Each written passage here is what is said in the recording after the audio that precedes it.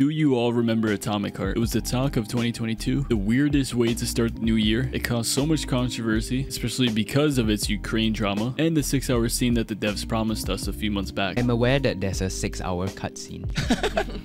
Can you please give us a bit of preview on what that's about? So actually, this meme is something which appears accidentally in internet, but we are still considering to create it or let it be the same. Maybe in the deluxe edition, there'll be a 6-hour, 12-hour cutscene. Maybe 12 hours. 12 hour, yes! Or maybe as a DLC or something. But who knows, maybe it's true. So you mean that was just a rumor? I can't comment on this.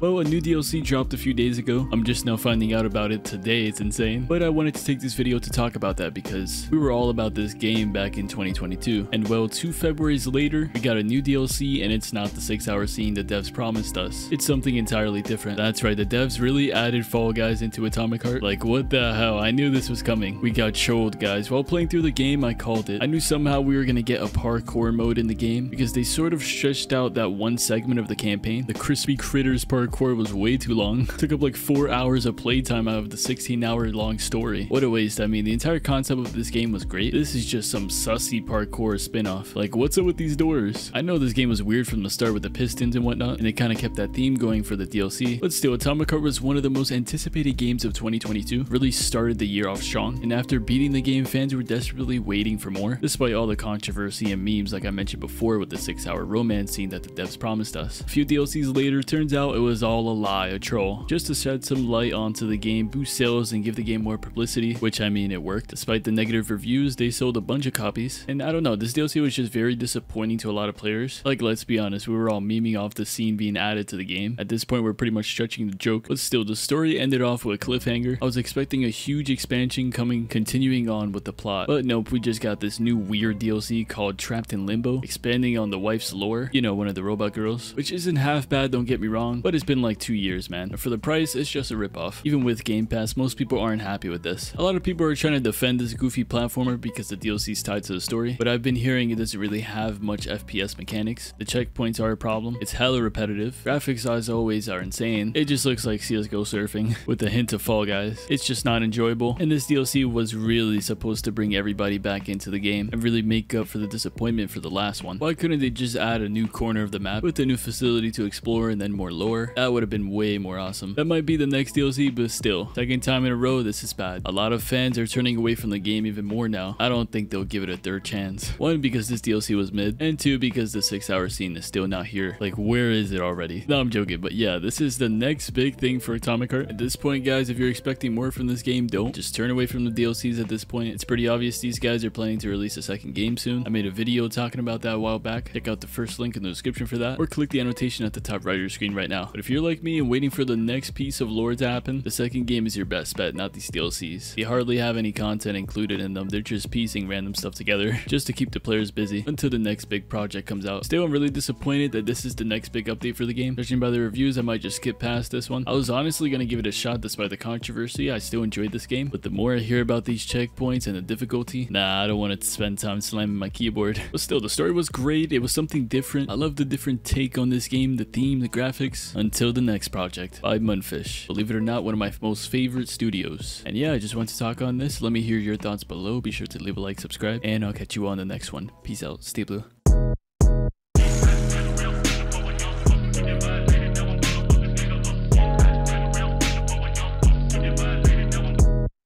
Loving myself, but it hurts sometimes. Suicide note, got it in my mind. Dropped 10 bands, couldn't kill my pride, and I ride for the